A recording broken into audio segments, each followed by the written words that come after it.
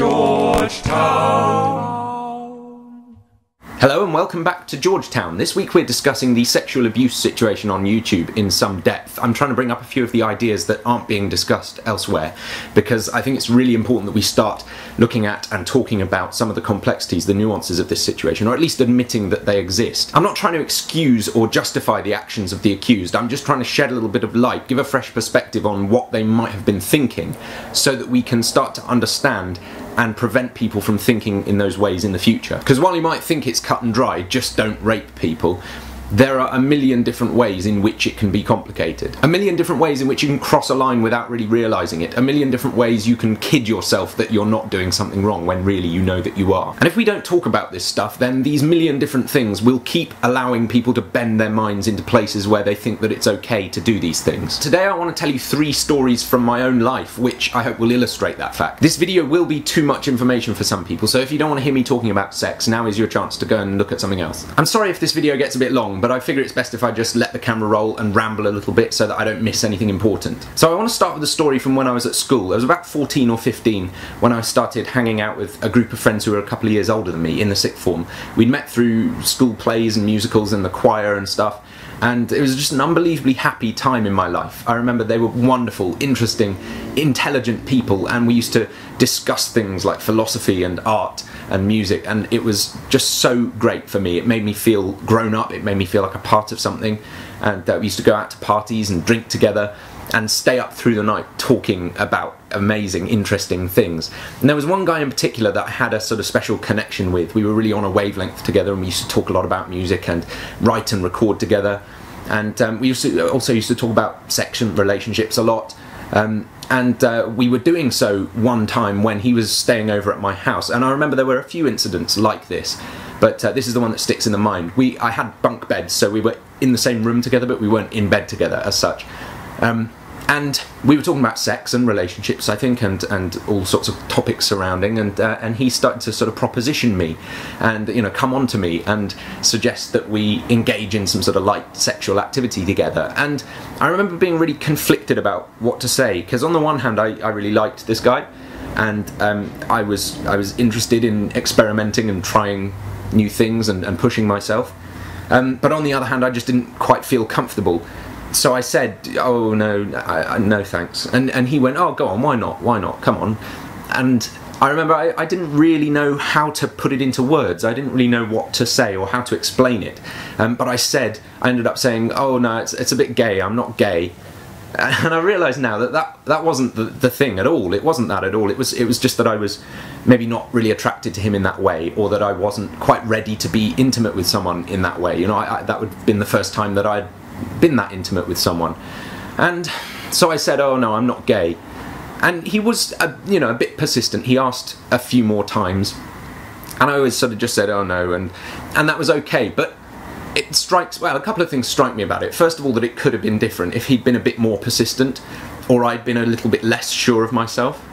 I quite easily could have said yes and just gone along and done something that I might have regretted, or I might have found lovely and fulfilling, I don't know. But the other side of the thing is that consent is a very nebulous concept. Even when you're the one giving it, it's very difficult to explain sometimes what you want and why you want it, even to yourself. And so I guess the moral of the story is that first of all, we can't treat consent like an on-off switch. Sometimes people say yes to stuff when they aren't really in a position to do that, and other times people do stuff that they don't really want to do when they're in a relationship, or there's something on the telly, or they feel a bit tired, but they do anyway, and that's fine. But also that people shouldn't be expected necessarily to explain their thought processes, even to themselves. If you feel uncomfortable about something, it's completely fine just to take a step back and not do it. And if you're with somebody and they don't seem completely sure, even if they're saying yes, maybe it's best just to take a step back and think about it. The point being that just these lines are easy to cross, and they are very, very nebulous and difficult. Sometimes that can be a very fine line between trying something new, taking a chance, and being pressured into something that you don't really want to do. And we shouldn't treat that like it's a distinction of black and white. We should treat it with some finesse, for the sake of all parties involved. My next story happened a couple of years later when I was in my last year at school. So I was 18, and I'd made a whole new group of friends because my old friends had moved on to university. And among these new friends were a couple of girls in the year below me who were 17, and they were really good friends together, and I was, you know, we were sort of in a group together, all music and drama people. And again, it was just really wonderful. They were wonderful, interesting people. We used to talk a lot about all kinds of things and go out together and have fun. It was just a lovely, friendly relationship, not to mention the fact that I was kind of interested in these girls. I was really attracted to them as well. And I remember one time in particular, we went out for dinner, the three of us, and had some drinks, and then went back to one of the girls' houses, and her parents were away, and we had some more drinks, and we went in her hot tub all together, just like in our underwear or whatever. And as these things do so often, it sort of descended, and we started kissing and fooling around, a little bit of light petting, and it was like wonderful. I was just excited. It was incredible. These beautiful girls that I really like, and you know, this stuff's happening, and isn't it great? But it slowly started to dawn on me that it didn't quite feel right. I knew that one of the girls was sort of seeing someone else, and it slowly became apparent that they were both a bit too drunk. And so in the end, I just put them to bed with a glass of water and a jam sandwich, and that was absolutely the right thing to do. But looking back, it was unbelievably hard to do, because first of all, I don't know if everyone will understand this, but when you are in that kind of a situation and you're physically excited and you are full of hormones and adrenaline or whatever, and it's like you're on a sort of very, very fast downhill slope, and to put the brakes on like that is like literally, it's physically very hard, because your brain's full of chemicals telling you, you know, a reproductive whatever, to go ahead and yeah, that's brilliant. And so even just to apply the brakes is really like physically difficult. But also it was a pretty subtle thing, that it was a difference, a very subtle difference between feeling good about it and feeling bad about it. And I think I really easily could have ignored that. And I'm glad that I didn't, but I really feel like I could have, if I was slightly drunker myself, or if, you know, they were slightly less drunk, or if the girl hadn't been seeing this other guy, or if I just had less self-control or was a bit more selfish. I really could have gone on and something could have happened, and it would have been to some extent abusive, I think. And my point here is that there can be incredibly fine lines between a nice consensual sexual experience with people that you like and trust and an abusive one. We very easily, the three of us, could have, you know, had sex together, and it would have been really nice if a couple of slight conditions had been different.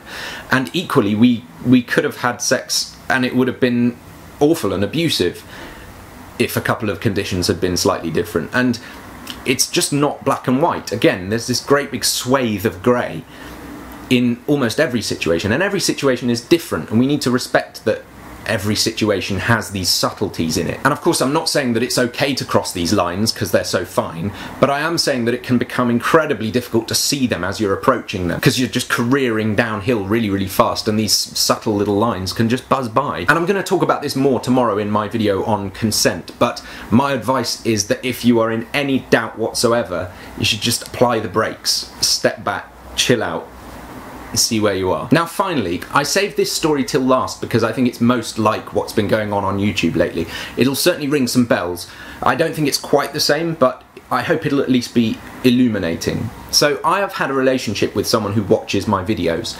We met completely independently of YouTube. She's from the USA, and we met through family when she came over here on holiday, and we started talking, and she started watching my videos. We would talk like a lot, like thousands of messages on Facebook about just everything, and it was wonderful. It became apparent quite quickly that she liked me, and I realised that I liked her too, and she was just fascinating and lovely, and we slowly but surely developed into this kind of relationship.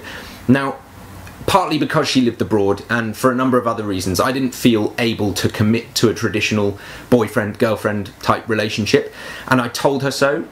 and we discussed it at great length, and she sort of said, well, yeah, okay, well, that's fine, that's okay with me, we'll define our own relationship. And we did. We talked a lot about it, like really a lot, and we decided that we would just do it on our own terms. We would have our own special thing on our own terms.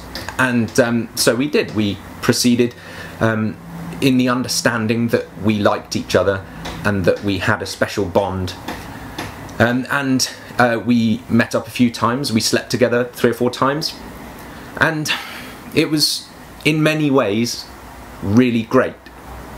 But it very slowly became clear to me that she wasn't really comfortable with the lack of commitment or with the state of our relationship. She wanted more from me than I felt able to give her. And it became very, very difficult and very uncomfortable, and in the end I realised the only thing I could really do was step back and break it off.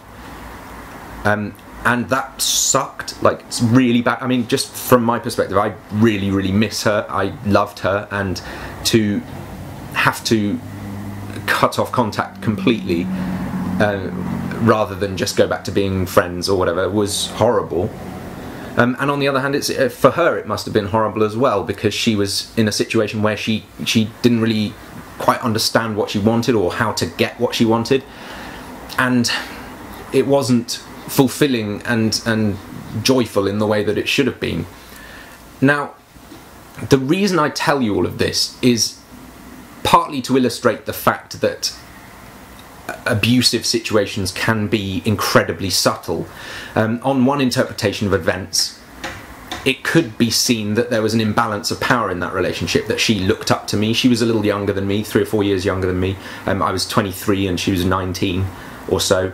And equally that I was sort of a social standing that she aspired to, being you know, a confident online presence of some sort, and you know, she was quite shy. And so it could be interpreted that I took advantage of her. But on the other hand, it didn't feel that way to me, and I was always very upfront about my intentions and my the boundaries of my ability to commit. And it only became apparent to me very slowly that she wasn't really comfortable with what was going on. So, first of all, what I'm trying to get at is that these situations are very, very complex.